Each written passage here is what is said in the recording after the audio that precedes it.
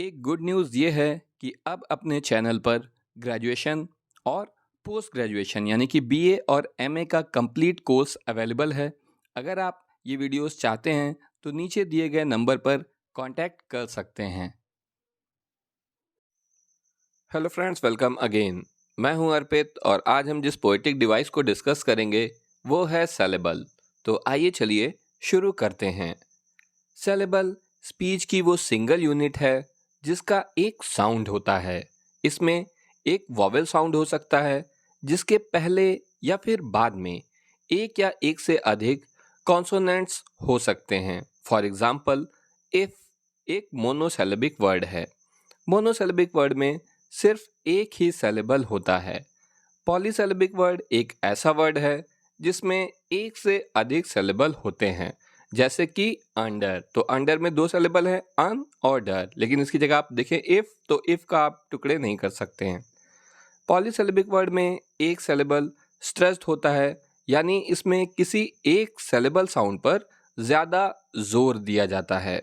For example, beheaded word में head stress saleable है जिस पर ज़्यादा जोर दिया जा रहा है, जबकि बी और डेड अनस्ट्रेस सेलेबल है।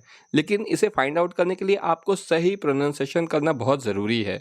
बिहेडेड, तो देखिए अब उसमें बी और डेड पर कम स्ट्रेस दिया जा रहा है। ठीक, तो इस तरह से सही प्रोनाउंसिएशन पर ज़रूर ध्यान दीजिए, तो you will find out by yourself. तो चलिए आगे देखते हैं। स्ट्रेस सेलेबल वो सेलेबल है जिस पर दूसरे सेलेबल्स की तुलना में ज़्यादा जोर दिया जा रहा है। तो जैसे बिहेडेड में हेड पर ज़्यादा जोर दिया जा रहा है। और अनस्ट्रेस सेलेबल वो सेलेबल है जिसे प्रोनाउंस करते वक्त हम जोर नहीं देते, जैसे यहाँ पर बिहेडेड में बी और डेड पर ज़्यादा जोर नहीं दिया जाता, ज़्यादा एम्फेसिस नहीं किया जाता है।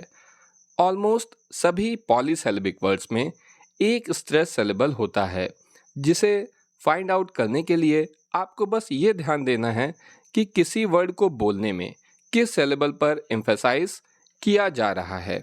वर्ड्स में डिफरेंट स्ट्रेस सेलेबल होते हैं जो कि वर्ड की शुरुआत में, बीच में या फिर आखिर में हो सकते हैं। यानी कि जो स्ट्रेस सेलेबल है वो किसी भी जगह पर हो सकता है, बिल्कुल शुरुआत में, सेकंड या फिर थर्ड, लास्ट, कहीं पर भी हो सकता है।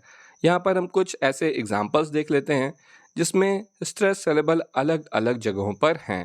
तो देखिए आपका इस सामने पहला एग्जांपल है वंडरफुल। तो उसमें जो स्ट्रेस सेलेबल है वो थोड़ा बोल्ड लेटर में लिखा हुआ है, तो वंडरफुल। आप सही प्रोनाउंसिएशन, अगर आप इसे वंडरफुल ना बोलें, ठीक, वंडरफुल, तो वंडरफुल में वन पर स्ट्रेस है। इसी तरह ब्यूटी, तो यू पर, यू साउंड पर स्ट्रेस है, तो ये बीच में है। देखिए वंडरफुल में वन आगे की ओर सेलेबल है स्ट्रेस वाला, जबकि ब्यूटी इसमें बीच में है और सबसे लास्ट में बिकॉज, तो यहाँ पर कॉज पर ज़्यादा है, यानी सबसे पिछला वाला जो है उस पर ज़्यादा स्ट्रेस है। तो स्ट्रेस सेलेबल कहीं भी हो सकता है, एक वर्ड में किसी भी जगह पर हो सकता है, आगे, पीछे या फिर आखिर में। तो आइए आगे देखा जाए। अनस्ट्रेस सेलेबल वो सेलेबल है जिस पर किसी वर्ड के प्रोनाउंसिएशन में एम्फेसिस नहीं किया जाता, यानी कि इस पर जोर नहीं देते हैं।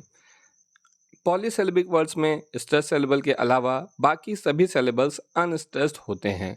तो एक बार फिर से देखिए, वंडरफुल, तो इसमें वन जो है वो स्ट्रेस्ड है, एक सेलेबल स्ट्रेस्ड है, जबकि बाकी सभी, डर और फुल जो है वो अनस्ट्रेस्ड हैं।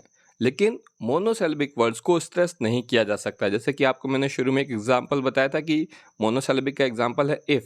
तो अब इसको स्ट्रेस नहीं किया जा सकता, इसे आप बस इफ़ ही बोलेंगे, इस पर कहीं पर भी अलग से एम्फेसिस नहीं दे सकते।